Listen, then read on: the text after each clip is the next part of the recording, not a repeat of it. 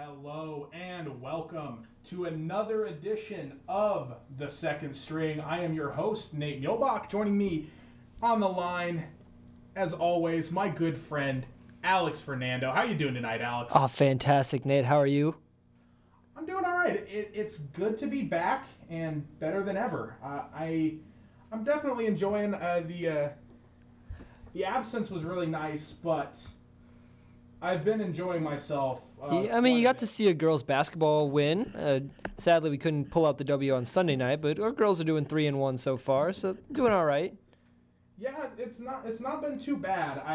I've really been a big fan of what we've been doing so far. It's been a nice run. I know the men's team's been a little disappointing, but the women's team, I think they're pretty solid. Speaking of teams doing all right, why don't we get into some football talk, Nate? Yeah, let's start it up. I mean, that's what we do here on the Second String. Biggest game of the week. Game day was there up in Madison, Madtown, jumping around, Nate. Wisconsin taking on the Wolverines. 24-10 final with the Badgers pulling away at the end as they usually do. Yeah, it was just a very interesting really interesting game. You're right. I was impressed by Wisconsin just again sticking to that run game. Hornibrook has never been impressive as a coach, or as a quarterback. So that just you got to lean on the run with that. Michigan, strong defense, was able to hang around for a while. Peters looked okay, got taken out of the game with an injury, so had to bring back O'Korn, and we know how Michigan's offense is with O'Korn in there. But could never really get going against a very tough Wisconsin defense. No, okay, there you go. Hey, you got a microphone now. That's exciting. Yeah, sorry about that. That first couple of minutes I was fiddling with that. That's why I was a little discombobulated there, but You discombobulated, when does that happen? almost always to unpopular belief. But yes, Michigan and Wisconsin was a very tight game. I thought that Wisconsin was going to lose there for a second, but What? No. Really? Not even when they were down to nothing? Well, I suppose. I mean, John O'Korn was in, and you should never. Into a game, Michigan's not winning. I'm sorry. You're right. But the Badgers, I thought they looked really impressive and slowly marching on the way to make you eat your words that the Big Ten's not going to be in the playoffs. Okay, well, Notre Dame saved the Big Ten. Miami saved the Big Ten by just demolishing Notre Dame, and then whoever beat Washington a couple weeks ago. Stanford saved the Big Ten by knocking out Washington again. Yeah. So the Big Ten will have a team. I'm not entirely sure it's going to be your undefeated Badgers. You think Ohio State's going to make the playoffs? I say that it's a toss-up between Wisconsin and Ohio State. Ohio State has enough firepower, and the committee likes them enough to bring them back in. If Wisconsin's undefeated, hands down, they're obviously in. Yes. But if you take Ohio State, a solid win over Wisconsin in the college football or in the Big Ten championship, they played tough road games. They've won most of the. I mean, and if they're in the playoff, I mean, one of the teams that they lost to is in the playoff with them, Oklahoma. Yes. So I think they have a solid resume to at least probably get in there. Right now, I think I'm going to jump on the Wisconsin train with you. They look the best in the Big Ten. I do too. Their ground game, again, very solid. Jonathan Taylor tied J.T. Barrett for the most freshman Big Ten player of the years. I think was 6. Yeah. So he is dynamic. Melvin Gordon 2.0, unfortunately for us. Yeah. But for everybody trying to face Wisconsin, he's going to run over, around, and through you just with this offensive line. Again, though, Alex Hornibrook, 9 for 19, 143 yards, 1 TD, one really bad pick. There's a couple others that should have been picked. I was watching this game and does not look good. He's not a quarterback that's going to take you to a conference title and win a lot of those conference titles. He's definitely not a quarterback that can take you to a national championship. No, and I think they're clearly the worst team in the national title hunt. See, that's the problem. But the Big Ten will get in now, but we're going to look like trash when we get in there. That's fine with me, honestly. I I'm not really supporting Wisconsin to win the title anyway. Oh no, definitely not. It doesn't matter to me if they get in and lose 50 to nothing. You're probably on your dark horse Miami train. I'm a little excited. Don't get me wrong. God. I'd be so happy if I called it back in week 5. Something like that? Yeah. Week 6, week 7, maybe. I would be ecstatic if I solved that or got it right. But yeah, Wisconsin, they got the inside track. They're gonna play honestly a not very good Minnesota team next week. Probably smash them.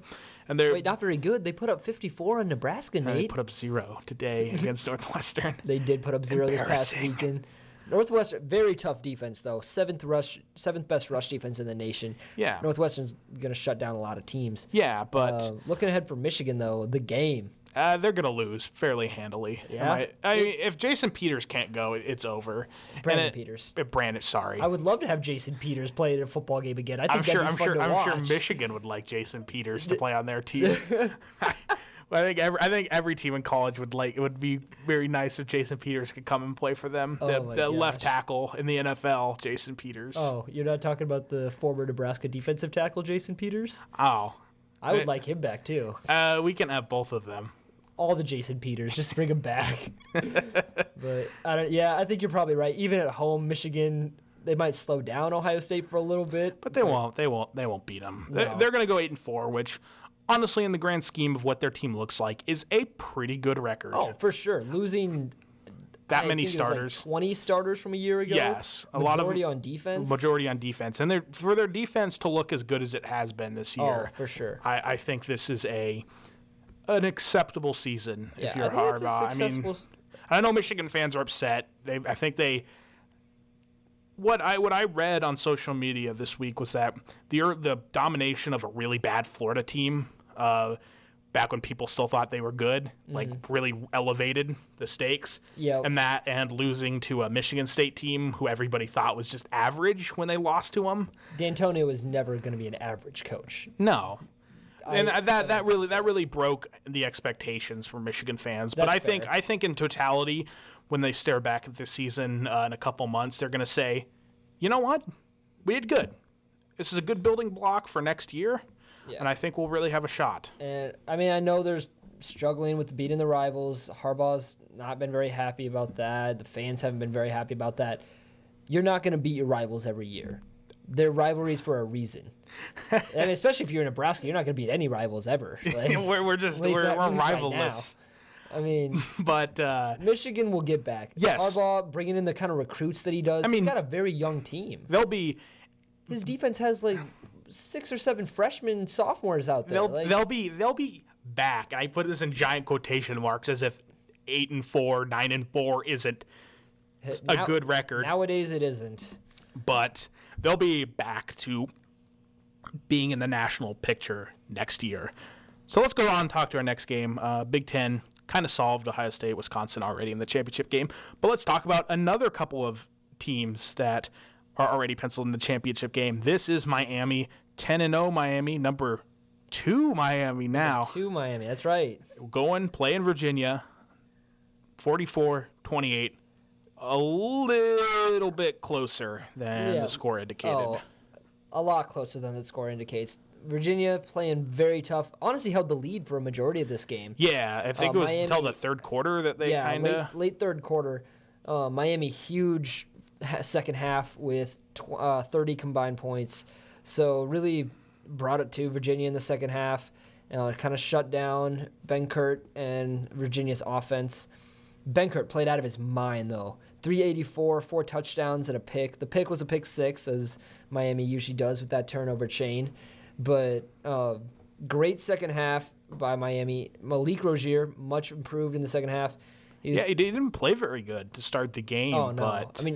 nobody on Miami did. No. I saw this as kind of a sleeper game. 11 a.m. kick. You just come off the 2 biggest weeks of your season with Virginia Tech and Notre Dame back-to-back. You have all the hype around you. This is not a very great Virginia team. Yeah, not a great team with Virginia coming in, but still solid. I mean, they started 5-0. Yeah, they're 1-5 in the last 6. 1-5 since then. But again, good coach with Bronco Mendenhall. They're a team that can cause headaches. Yeah, this wasn't a game that they needed to sleepwalk through, and they looked like they were for the first 2.5 quarters, but they really, put it on them down the stretch. Malik Rozier, as you said, really heated up in the second half. I don't really have the half-by-half breakdown for his stats, but I bet many more of those 15 completions would be in the second half more than the first half. Oh, for sure. They were running a lot better. Homer got loose a couple times in the second half. He only had finished with 96 yards, but he, again, just did much better later in the game. Yeah. The whole Miami team did. I mean, it's an oddity for a Mark Richt coach team to not fall apart. But they managed to get it done. And I think for Miami fans, you got to be pretty happy. I do not know who they have for this final week. They get Pitt. And not so. Oops. On the road at Pitt. No, it's not a good Pitt team. No. Never want to play on the road. Rivalry week, you never know what happens. That's not really a huge rivalry. No. Not like the old West Virginia Pitt backyard brawl kind of rivalry. That's a good rivalry. Oh, that is one thing. Just I'm jumping on my soapbox here, but with the conference changes over the past few years and back in like 2011 when everybody jumped. Rivalry week is not good anymore. No, rivalry week suffered so much. Rivalry it's the stinks. Best week. It falls with Thanksgiving, so you just get tons of food. You get to sit down and just watch the best football games with teams that absolutely hate each other. Yeah. And it's just not as lustrous anymore. It's so bizarre too, because a lot of teams are moving the games around. Yep. Because like Bedlam was moved a few weeks up. I don't know who Oklahoma State is playing this week, or Oklahoma. Well, we'll be checking those out. But, I mean, just overall, you're right. Like, Bedlam moved. We don't have the West Virginia Pitt anymore. All the Big 12 rivalries. Oklahoma State gets Kansas. That's so what a bad. Game. That's so bad. Oh, my gosh. Come on, Big 12. And, I mean, the thing, too, is why not – I do respect Iowa for this. It's one of the few things. They keep one non-conference game to play Iowa State and have their rivalry every year. Yeah. Why can't you do that with the West Virginia Pitt? And, I mean, Clemson, South Carolina, they saved that last game of the season. Yeah, Georgia Tech, too. Yeah, they move Florida State. They move around their conference schedules. Yeah, that puts one non-conference game, or if you're Clemson, throw Citadel the week before that. And, so you have a couple of non-conference games at the end of your season. But, man, rivalry week, that's just what I used to love watching as a kid. And, I mean, I still do because it's football and it's great football, but that was some of the best football you ever see is during rivalry week, in my opinion. Yeah, this is a good rant. All right, I'll get off my soapbox. We're going to talk about – we have kind of a precursor to rivalry week with this next game. Battle for Los Angeles, UCLA versus USC. The Trojans edging them out 28-3 and also kind of kicking Jim Mora out of L.A. Yeah, Jim Mora done with the UCLA. Bruins not unexpected, but honestly, I think it was kind of unexpected. I wasn't expecting Really? it. No. I could see an end of the season firing. One game left? I don't understand the reasoning with one game left. What are you trying to get out of your team? Are you trying to say, like, we have no faith in Jim Mora that we think we can get bowl eligible next week without him, that this won't cause more disarray? I mean, it's possible that the only reason I could think is that if the team was so lost, they were the players themselves were so out on Coach Mora that they basically were given the impression that... The other thing I'm kind of thinking is maybe they wanted to jump in on this coaching carousel a little bit earlier than some of the other teams. Like a little bit earlier? I mean, next week there's going to be several more teams. Oh, yes. And I mean, we'll get to that later in the show, I'm sure. A lot of coaching speculation going on, but you're right. It's just puzzling to do it with one game left, especially against Cal, who again is also 5-6, fighting for their own bowl game. Loser leaves town. Like, there's just no reason to pull the trigger. No, I don't see the reasoning behind that with UCLA, but nonetheless, Jim Mora's gone. We had a decent battle of the quarterbacks. It was Josh a good game. Rosen, very impressive, 421 yards, 3 touchdowns, a pick, but I mean, always been impressive. He's number 1 on Mel Kiper's big board. Darnold's number 2. I don't think Darnold's going to leave. Did Rosen actually rise up to number 1 on the big board? I think so. That's what I've been hearing. I would go with Josh Rosen too. I think Rosen's a better quarterback. He's looked better than Darnold all season. I'm a huge Darnold guy. I know you and your Darnold, you're bros, but no, I think Rosen overall is the better quarterback. A little bit more experience. A lot of people say they want Darnold to leave. I think he's going to stay for next year. Really? I don't think Darnold's leaving after this season. I could see that. He leads the NCAA in turnovers. That's not good. He leads Division I football in turnovers this year, out of all players. So, I don't know. I see him staying another year, sticking around. Rosen obviously wants to get out. Oh, no, he's done. Yeah, he's gonzo. Yeah, school and football don't go together, Nate. So, I mean, he's going to the NFL. I think he's going to be a very high draft pick. Again, firing Jim Mora, the whole mess with UCLA coaching right now. He's definitely not sticking around, but good, solid performance by him, showing pro scouts what he can do. USC, solid 10-2. 10-2 this season. Yeah, they've quietly put together a very good season. I know people wrote them off when they had those early losses. Yeah, and I mean, everybody coming into the season, everybody picked USC to be the Pac-12 representative in the college football playoff. They thought USC had a chance to win. I did too. It's not... When they lost, and they got killed by Notre Dame, everybody collectively just threw their hands up and said, yeah, this is over. We don't need to look here anymore. But they put together a good season. Yeah, and the Wazoo upset earlier in the season.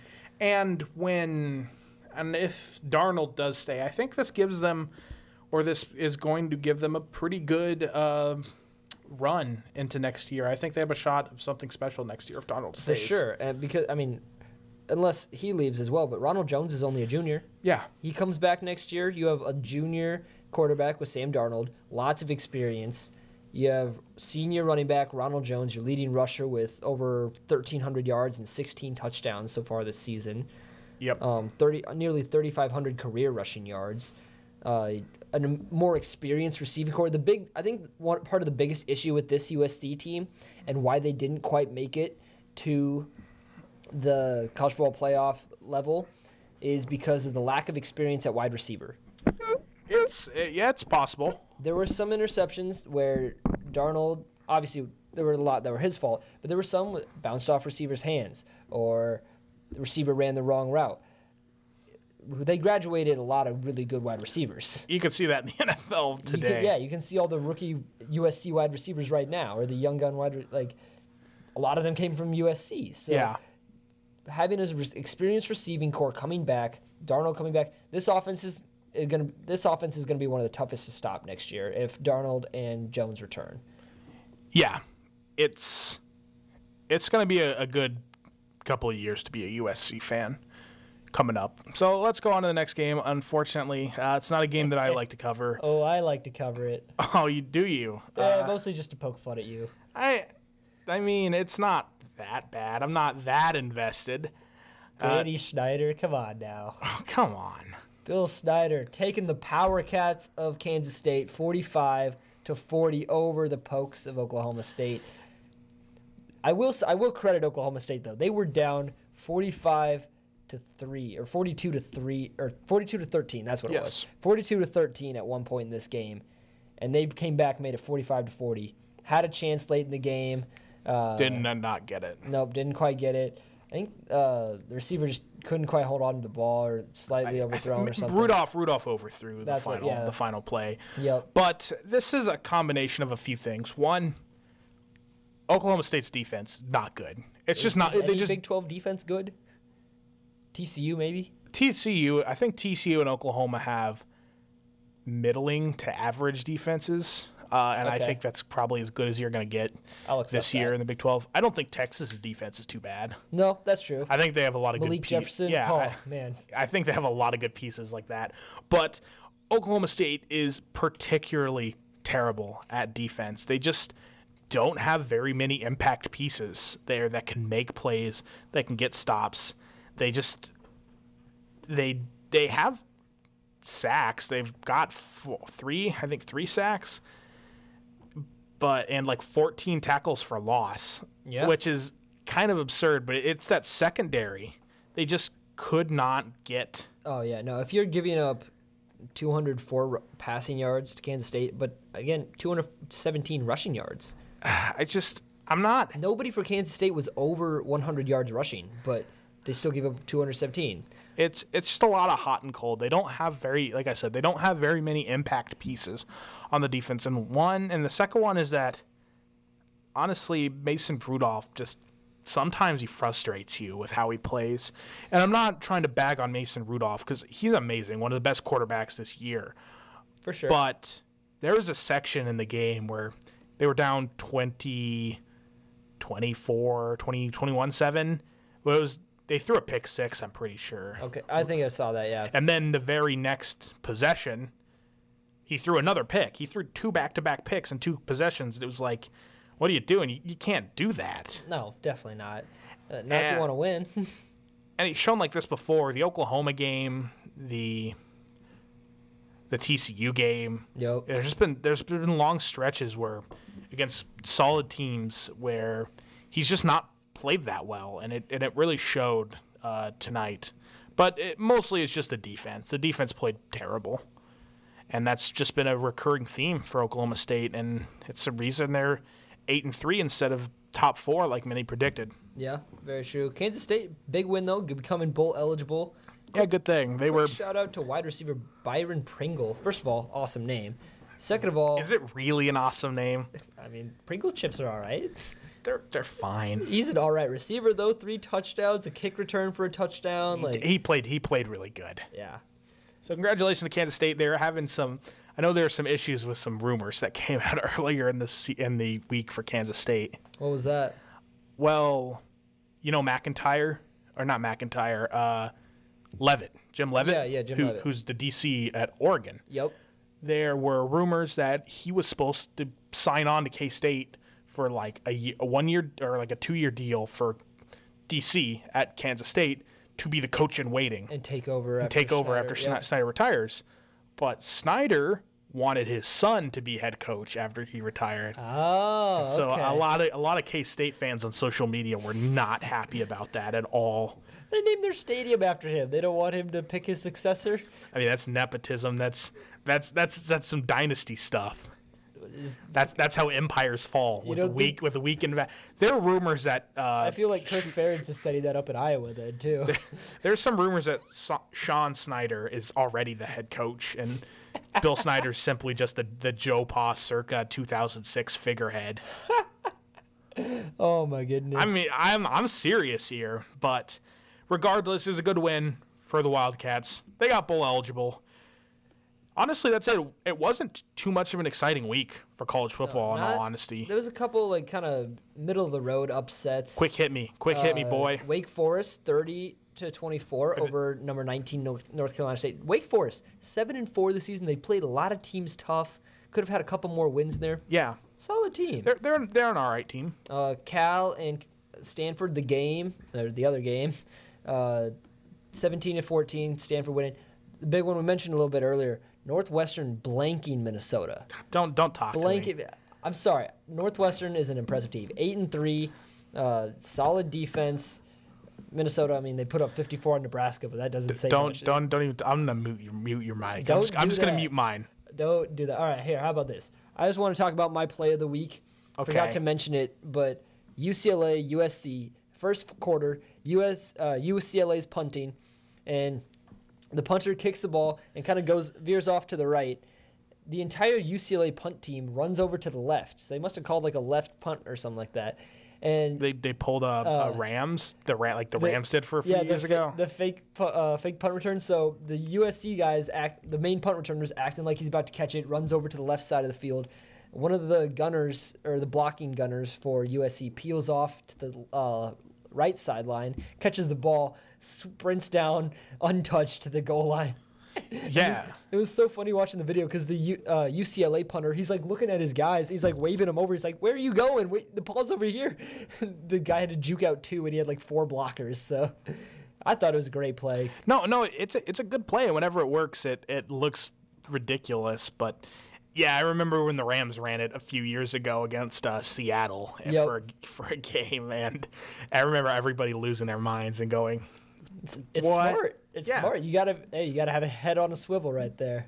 Yes, you definitely do have to have your head on a swivel. You know what time it is? What time is it, Nate? Is it Husker time? Can it not be? Can I just stick my head in the sand and go to sleep? Oh my God. Well, hey, at least we made this look respectable. 56-44, Penn State.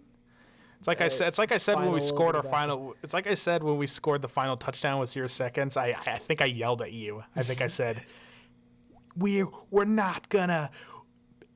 People are gonna look at the box score and think it's reasonable." Exactly. But you love the box score. It's a nice box score game. It's great. Yeah, what do we put up? Tons of yards. Actually, it's not a good box score game. It's a good ticker game. You see it run by on the bottom. You go 56-44. Oh, Nebraska's hanging tough, covering the spread, like under the spread. Yeah, they're 12 points away. Yeah, they're hanging with Penn State. No. This game was over in the second quarter. At halftime, it was 42-10, and all you need to know is Saquon Barkley did Saquon Barkley stuff. Tracy McSorley did Tracy McSorley stuff. Tanner Lee and the wide receiving core played very well. Yes. McHale, couple touchdowns on the ground. So offense decent. It was mostly in the second half when Penn State didn't really care. Yes. But so what we usually do is we usually do our good, our expected, and our bad. But I think we should honor the Huskers. Oh gosh. Because what's your plan? Well, my plan was to honor the fact that the Huskers seem to break down in every game plan they try to interact. Let's just not do it. Game plan for us? No, there's no game plan. Let's just go? Yeah, let's just go. What topic do you want to talk about? How about... Actually, what topic can we talk about that we haven't discussed every single week for the past 5 weeks? Do we want to talk about the O-line? How about the fact that our defense is slow? What about the coaching situation? Do you want to talk about the secondary can't cover anybody? Or how about the fact that our running game is terrible? We could talk about the lack of tackling. Oh, the strain? Do we want to talk about the strain? The strain. Oh my gosh. We're sorry, listeners. We know this probably isn't very fun to listen to. It's not fun to talk about. I mean, it really isn't. We're a pathetic football team right now. Nobody in that locker room has a clue in their mind what is going on with this football program and what the main idea is. Nobody is happy in there. I'm hearing tons of rumors coming from the stadium. Nobody likes Diaco. Nobody? Nobody. Not even his coaching staff and his administration likes Diaco. They want him gone. They don't like his hire. This is like nobody is enjoying football. I heard the rumor that Mike Riley didn't hire Diaco. Sean Eichhorst hired Diaco. Well, Sean Eichhorst did a lot of things on his own. And he was good with the money, but coaching hires, I'm not going to give him credit for. No. Tim Miles has not worked out. Mike Riley, not the best choice. Mike Riley was like a knee-jerk reaction just to get the opposite of Bo in here. I know people have been posting on social media that Bo Pelini is a knee-jerk hire. Bo Pelini was not a knee-jerk hire. Mike Riley was a knee-jerk hire. Yes, Mike Riley was the knee-jerk of all knee-jerks. But no, see, the other thing too, I've heard the coaches have already cleared out their lockers. That's absurd. I heard that Diaco was yelling to the players in practice about having to move. Yeah, I heard that. This football program is a mess right now. It's the worst Nebraska team in modern Nebraska history. Oh, for sure. People think Callahan was bad. This is the worst. This is the worst Nebraska football team since Devaney. Before Devaney, yeah. Before Devaney, you'd have to probably go back and find a team worse than this one. Yeah, this is our fourth losing season since before 1962, and again, at least under Callahan, you could see the big issues. There was a plan they were trying to execute, and it just wasn't working. We had Kevin Cosgrove as an assistant coach, and Callahan just didn't have the coaches around him. He didn't have a great system. He brought in good recruits, but he couldn't develop them. Yeah. You saw what the idea was, but it wasn't quite clicking. No. With Riley, there's no idea.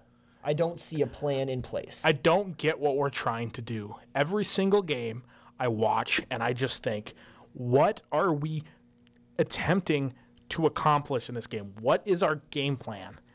The game, like, we predict at least 3/4 of our offensive plays. When two people who have never taken a stab or really studied the intricacies of Division One play calling, I've never even played 11-man football, and I can recognize some of the plays. Oh my gosh! I mean, that's true though. Like, I mean, we follow football quite a bit. Yes. We played the game in high school. We understand a lot of system and scheme complexes that the normal average fan wouldn't. But again, when we see a complex, it's not even complex anymore, but when we see a play unfold before it even happens, and this is a Riley, Danny Langsdorff offensive guru kind of system. Yeah, this is style. This is supposed to mess with defenses' minds. This is the stuff that Tom Brady is supposed to be running. Yeah. And we pick it out like it's nothing. And I don't know if that's personnel, because I don't think our personnel is that bad. But I don't think so. I'm blaming the system. I do too. I've been defending Riley all season, and we've reached a point. The main point for me was the Purdue game, but it's kind of grown over the last couple weeks. The Minnesota performance, this performance, again, the only reason we had a quick lead in the game was because they muffed a punt and we recovered it. So we had a quick lead. We had a 10-7 lead at one point, and then it was gone like that. It was gone in 2 seconds, and that game was over in the second quarter. The game was over when it started. The players knew they weren't going to win. And I don't disparage the players knowing again. I don't hate the players. There's a lot of players that are good. You saw did you see the social media video of Josh Kalu thanking the fans for coming out there to support him? Did he? Yeah, that was a really cool move. Good. I like Josh, and I hope he has success at the next level. And I like most of the guys. I'm sure they're passionate. I'm sure they deeply try to win. We know a lot of the guys too. We know how much they want to be out there, how much they want to fight, and how much they love playing this game and love this university. So it's one thing I get annoyed is when fans just start blaming the guys on giving up. Yeah. Some of them, sure, yeah. I mean, there's some of them that they don't just have the mental capacity to hold on to that fight the entire game, and some of them fall a little short. Yeah, especially when you're losing the way we are. Yeah, when you give up 50 points back-to-back games against mediocre offense. Penn State's not a mediocre offense, but Minnesota, when you make their original second, third-string quarterback the Big Ten or Power 5 quarterback of the week, six of the 6 Big Ten offensive players of the week have come against Nebraska. Oh, my God. Again, I don't want to blame too much on the players. I blame the system with this one. Yeah. Coach Riley, great guy. I know him personally. I work with him with his recruiting. He brings in a lot of good people. I'm not saying that I like the guy. Yeah, great guy. That's the thing, too, is we don't really necessarily hate Riley. We just hate what he's doing. And again, his quote last week, we're doing everything right but the games. Okay, then you need to find a way to fix the games, and if you can't do that, you're not going to be coaching here. That's why, again, we're hearing these things. Coaches are already cleaning out their lockers. Nobody likes their defensive coach. I mean, people want him gone, and not just because of how his defense is performing, just because they don't like him. And I think, again, that you have all of that commotion, all of that just nastiness and that mindset in the locker room, that's going to mess with the guy's psyche coming to play on Saturday. Yeah, and I know whenever we talk about Mike Riley, I want to. Have you seen the show Silicon Valley? I have not. Well, there's an episode where they make up an acronym for a character called Rigby, which is Richard is great, but you know. So they basically say Riley is great, but you know. Yeah, so they basically kind of have a long conversation where they go like, I can't say it because they curse, but I can't play it on air because they curse. But they basically say like, he's such a terrible manager, Rigby. So I feel like that every time, Migby. I mean, I feel like that every time we discuss him. And like I said, we'll have some full-blown coaching speculation next week. 4 days time, we're gonna have a huge vacancy here, in my opinion. Again, there's still rumors floating around. Maybe Riley moves to a front office position. I don't see that. It's tough paying off 3 coaches at once. Bo Pelini's off the books next year. That's a year away still. we extended Icorse extended Riley's contract. I don't think anybody else extended Riley's contract, but Icorse extended Riley's contract earlier this season. I don't hate when he extended the contract. No? No. You have to have your coach on an X-year contract for recruiting purposes. That's fair. Again, nothing against Coach Riley. I just don't think his system works here. No. I think he's better suited for a recruiting type of position. And, I mean, he's been a good head coach. He hasn't been a great head coach. No. And we've gotten average results from an average coach. Yeah, that's about right. Again, I don't want to put too much on the players. And if they're having such animosity with their head or their leader, like their defensive coach, no wonder the defense is playing like this, giving up 609 yards to Penn State. I mean, Saquon Barkley had 250 and he stopped playing in the third quarter. Yeah, it's embarrassing. I feel bad discussing Nebraska football. Oh, for sure. And that's not where you want to be as a program. Where this thing you struggle with the most is program apathy, in my opinion. I know I'm not the typical Nebraska fan on this, but I can disassociate since I work a lot of the games in terms of production capacity this year. So I've kind of learned to disassociate myself from the game, to be a little bit less of a fan, to not really show that many emotions when stuff happens. Working in the recruiting background and giving tours to the recruits, talking with them, seeing the background and the way things are run behind the scenes, you definitely have a different appreciation and take away that whole crazy fan side of it. Yeah, like I said, I know that we're not typical in terms of Nebraska fans since we work a little bit more on the inside, but I can't deny that I've not been very excited. I didn't watch the first quarter of this game. I was cooking for our Thanksgiving party. Yeah, we had the game on our whole Thanksgiving party. And we watched it. We had it, we watched it a little bit, and we cheered whenever we got a touchdown. We were pretty excited. We're like, oh, box score game, it's looking better. Yeah. But you're right, we weren't that excited. Nobody around the house was that excited. I mean, we were just like, yeah, this is about what we expected. We had the volume off for most of the game. Yeah, we're just having our own conversations and stuff. And that's not what I remember Husker football being. No. There's hardly any times in my life where I've muted a game and just been like, all right, I'm going to still watch it, but still I'm going to focus on other things as well. Yeah, exactly. Usually you're locked into the game. Exactly. It's like I said, I didn't watch the first quarter because I was cooking. I don't get Fox Sports 1 where I live, but I can find the stream, on the internet, but I didn't. I said it wasn't worth the effort. It was going to be 5 or 6 clicks, and I just didn't care. Well, I mean, I just watched whatever was on the TV. I picked Nebraska every single week. I did pick against Nebraska. I picked Penn State in this one, primarily because I picked Penn State to win this game before the season even started. I thought Penn State was a national caliber kind of team. Yes. Or a national championship caliber kind of team. So this one I was okay. Like, I kind of expected to lose. But going into the predictions, I'm like, you know what? I think we're going to lose like 40 points. We gave up 54 to Minnesota and lost by 30-some. Why wouldn't Penn State put up 70 on us or something like that? If they hadn't stopped running Saquon Barkley, they very well could have. They didn't take their foot off the gas. They leapt out of the car. Yeah. That's a good one.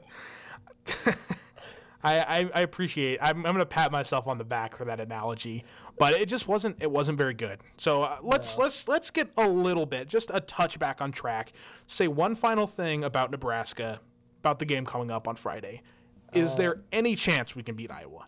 Any chance? Yes, because Boiler up. Iowa lost to Purdue. Okay, fair enough. They did blow out Ohio State, but they lost to Purdue at home. Fair enough. You don't know what Iowa team's going to show up. You don't know. Okay, we kind of know what Nebraska team's probably going to show up. Usually it's a mystery. But, no, this game, two not-so-great teams playing. It's going to be very frustrating to watch. Yeah. And I think Wadley's going to demolish our defense. I think Tanner Lee's going to do pretty well against their defense. Yep. Josie Jewell scares me. He'll scares me. He scared everybody. Yeah, that's fair. But I don't know. I think Tanner Lee has another solid. He had 399 against Penn State, which again, leave it out of the card, stuff like that. They were not even focused on the game at that point. No. They were probably just sitting back watching like we were having Thanksgiving dinner or Friendsgiving. But no, I think, again, I'm going to pick Nebraska. I can't pick Iowa. That's never going to happen. But pick Nebraska, I think we'll go maybe 38-35, something weird like that. 30-32, Iowa 32, Nebraska 17. That's a fair prediction. They'll beat us by a few scores, I'm guessing the game's not going to be that close. No. But let's move on. Quick bright spot, though. Okay. Stanley Morgan. Oh yeah, that's right. We were talking about this before the game. We were going to mention it. My haze of regret for speaking about the Huskers clouded me to this. We definitely want to throw a shout out to Stanley Morgan and honestly our receiver core just in general. Tanner Lee, much improved throughout the rest of the season. Yep. 399, 3 touchdowns against Penn State, no picks. He's been much more consistent, even though he gets hit every other play. But Stanley Morgan is 88 yards away from being the first 1,000-yard receiver at Nebraska. It's something to be excited about. And this is the first time in Nebraska history where we've had 2 players over 800 yards receiving, with Stanley Morgan and J.D. Spielman at 830 yards. It's good. So I'm excited. I really hope Stanley can break the 1,000 mark, especially seeing as we will not be at a bowl game. Hopefully JD can have a big game as well. A fantastic freshman season for him, and we'll have a little more to discuss next week. I don't know. This does not look like a fun game. No, and again, rivalry week is just falling. I'm falling short lately. I'm gonna watch it with my family this week, but I don't know if it won't be a joyous occasion. That's for sure. So let's get off of the Huskers. All right, find something good to talk about. How about the playoff? The playoff. You talking about playoffs, Nate? I'm talking about playoffs. All right. Well, your boys down in South Beach, Miami, they moved up to number 2 in the playoff rankings. The big switch, Miami and Clemson. That's basically all that came out of this week's playoff rankings tonight. Alabama number 1, Miami 2, Clemson 3 now, so just a flip-flop there. Oklahoma still at 4, and the 2 outside looking in, Wisconsin and Auburn. I don't think the rest of the top 10 really matter unless Georgia kind of matters. Georgia matters. You think so? If they win out, they're in the playoffs. Oh, if they win out, yeah. You saw Auburn demolish them. You think they're going to win out whether they play Auburn or Bama? No, I didn't say they will win out. I said if they win out, they're fair. in the playoffs. What about Ohio State? They need some help, but they're not out of the playoffs yet. I won't scratch their name off. Here are the teams that are live for the playoffs. Okay, let's hear it. It's the top 4, so Alabama, Clemson, Miami, Oklahoma, Wisconsin, Ohio State, Georgia, Auburn. 8 teams. You don't think a TCU could get in with other people losing and then beating Oklahoma in a Big 12 title game?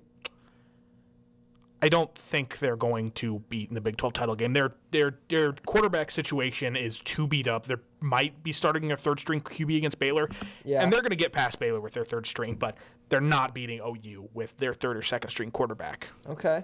What about Notre Dame if enough people just lose at the top? I mean, what if Miami loses a game but then beats Clemson, or Clemson loses a game and then beats Miami? Bama beats Auburn but loses to Georgia. Georgia loses to Georgia Tech but still all these things could technically happen. Very weird. That'd be absolute chaos. But you don't think Notre Dame could get in if enough teams lost ahead of them? Yes, but I'm still crossing them off for the fact that I think the scenario would have to be so great for them to make it in. That's fair. There's a lot of insanity that would have to ensue. I think Clemson and Miami would have to lose both games, and then Clemson would beat Miami, and then Auburn would have to win the SEC, which I think Auburn gets in front of Notre Dame anyway. And okay. TCU would have to beat Oklahoma, which I seriously doubt. And Ohio State would have to beat them, and I still think Ohio State. And then they would... From the Big Ten, do you think Ohio State or Wisconsin is the better chance? Wisconsin. Wisconsin is a better chance, by far. It's not even close. Yes. If they win, they're in. If Ohio State beats Wisconsin... But again, you got to see, Georgia is probably going to fall because they have to play either Auburn or Bama. One of the Auburn or Bama is going to fall, and then either the winner of that or Georgia will fall. Miami or Clemson's going to fall out, and then if Ohio State beats Wisconsin, you don't think they'd be in? No, they're in. They're one of my 8 teams. Oh, okay, gotcha. Well, a lot of chaos could happen over the next couple weeks with rivalry weekend and conference championships. But actually, I don't... If Ohio State beats Wisconsin, are they really in over a Pac-12 team? You think a USC would? You think who would you rather have in the playoffs? USC, a 11-2 Pac-12 champion USC, or an 11-2 Big 12 championship? What about Ohio State? What about an 11-2 Pac-12 Washington State champion? It's possible Wazoo could get in there. They play in the Apple Cup this week against Washington. Winner of that wins the Pac-12 North. Actually, no, sorry. Washington's screwed because Stanford beat Washington. Yeah. Washington State beat Stanford. And if Washington beats Washington State, Stanford has the head-to-head and 2 losses. They both have 2 losses in conference. Stanford has the head-to-head over Washington, so Stanford goes from the Pac-12 North. If Wazoo beats Washington, then Wazoo goes. So Washington's screwed, but if Wazoo gets into the Pac-12 title game, beats USC, enough teams lose up top, Pac-12 jump back in? I don't know. It's really tough to say. Do you think? I think Ohio State gets in over any Pac-12 team, personally, but I wanted to pose a hypothetical. To Iowa. I know. Yeah, they did lose to Iowa. They lost to Iowa bad. They gave up 55 to Iowa. Iowa's a worse team than either of the teams USC lost to. Agreed. It's so bizarre because, like we said, we had forgotten about USC at the beginning of the conference, and now you're kind of talking me into a USC in the playoff, or maybe by dark horse Wazoo comes back. I don't think Wazoo has the brand power because, like it or not, brand power plays a factor. Yes. You're right. And I don't think Wazoo has the brand power. They're not a sexy pick for the championship. Ohio State is. I just want it to be the most impossible decision for the committee to make, and I want to see what they do. A 10-2, an 11-2 Ohio State versus an 11-2 USC. That's a tough pick. That's a fascinating pick. That's a tough pick. I want to look at USC's schedule. Their 2 losses are on the road at Wazoo, and a demolishing loss on the road at Notre Dame. But Notre Dame blown out by Miami. Miami playing much tougher teams the second half of their schedule. So, I mean, I'd say they have a solid resume still, so they're fine. But you're right, that 10-2 or 11-2 Ohio State, 11-2 USC, who are you going to pick? I kind of want to pick USC. You've talked me into this, honestly. So I'm not scratching off USC now. I can't believe you've added it to 9. Okay, if you add USC, then you have to add in Wazoo. No. Just because they're my dark horse. Bring them back. Okay, I'll bring them back. There's 10 teams. Mike Leach, you never know what he can do. He's a pirate. That's right. How about, do you want to... So switching gears from the playoff, that's sort of about the 10 teams we think. In my opinion... That's going to get worked out on its own. In my opinion, it's going to be... I do not know who I will pick. I'll probably pick Clemson over Miami. I'm staying by my statement last week. Auburn beats Bama. Auburn's the first two-loss team in the playoff. They beat Georgia. They beat Bama, then they'll beat Georgia again. Yeah, no, I was just saying if it's hard. If they beat, yeah, it's hard to beat two teams. It's very difficult to play a team twice in one season. Yes, but that's the biggest thing that scares me for Auburn. Yes, it does scare me quite a bit. But let's switch gears just a little bit. We only got about 10 minutes left in the show, so let's switch gears just a touch. Let's talk some coaching speculation. Coaching speculation. Oh, Nate, I thought you'd never ask me. I got so many. So many. So many. All right, so last week I saw a pretty convincing rumor. It was by an ESPN analyst. So, I mean, I thought it was for sure that Chip Kelly was going to sign a deal with Florida.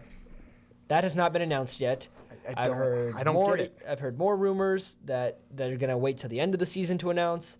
I've heard rumors that they're also expanding their search. Who knows? For me, I think it's a dumb move for Florida to not go with Chip Kelly if he wants to go there. Yeah, no, you go with Chip Kelly.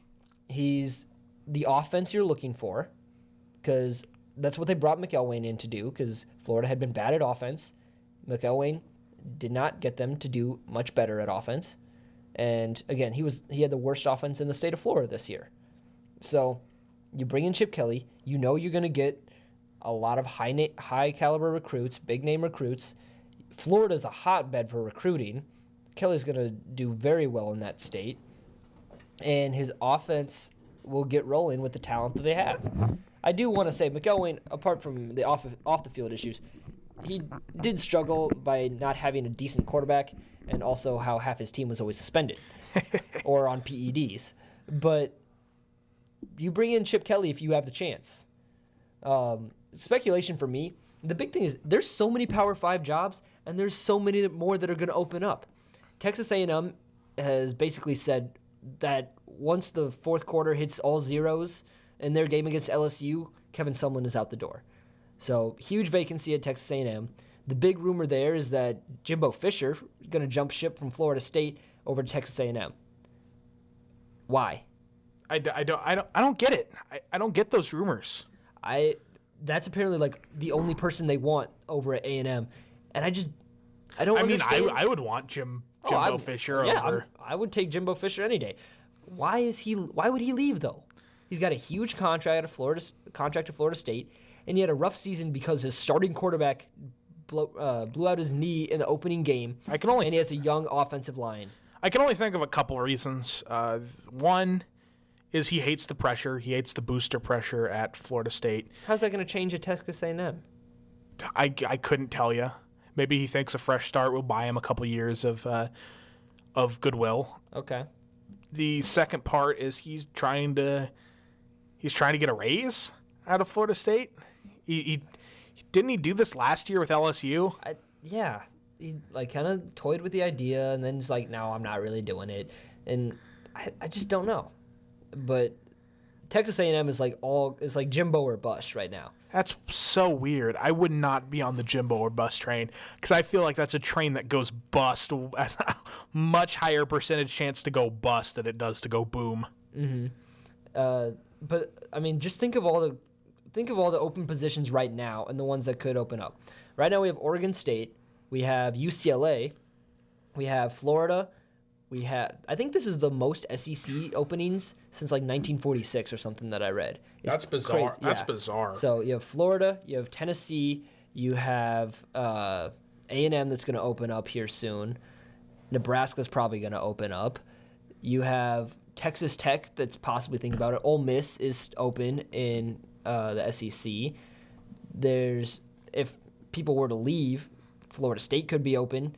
Dan Mullen is a huge candidate to go maybe to Florida or to go to Tennessee. The Arkansas job's going to be open. Arkansas could very well be open. I keep hearing Gus Malzahn for the Arkansas job. Where did you hear this? Because I have not heard this at all. This article I'm looking at on CBS Sports, and I'm gonna come over to your side for a second and read the headline. It's this big article just all about the different coaching carousel that could be going on, and said there's just too much buzz to believe that Auburn's coach, Gus Malzahn, doesn't go to Arkansas if he loses to Bama. What? I don't get it. What does he gain from going to Arkansas that he doesn't have at Auburn? I mean, comparatively less pressure. Like, that's an actual situation where he's going to a team with less pressure. But you still have to play Alabama every year, though. We're not gaining anything. And it's weird because Auburn's not going to fire him. Oh, no way. No way. Not after this season. There were talks last season that he was going to get canned if this season went bad for him. He had a great quote after the game. He's like, yeah, 1 week you're about to get canned or 1 week you're about to get fired, and the next year the hero or something like that. Yeah. And, I mean, That's what he was. He demolished Georgia. He's got Auburn on track to an possible SEC championship. Auburn is 6-0 against Nick Saban when they've won 9 or more games. See, look at this. I mean, I don't think it's going to go to 10, even though, honestly, this Alabama team's not impressed me, and statistically they have a worse schedule than Wisconsin * over.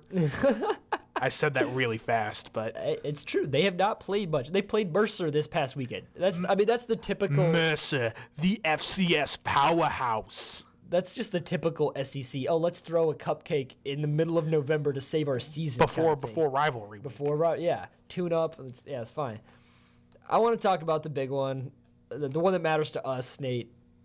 Is something's obviously going to change. Who's coming here? Who's coming to Nebraska? There's a weather report, and all signs are pointing to Frosty. Why? Why did you bring that into this?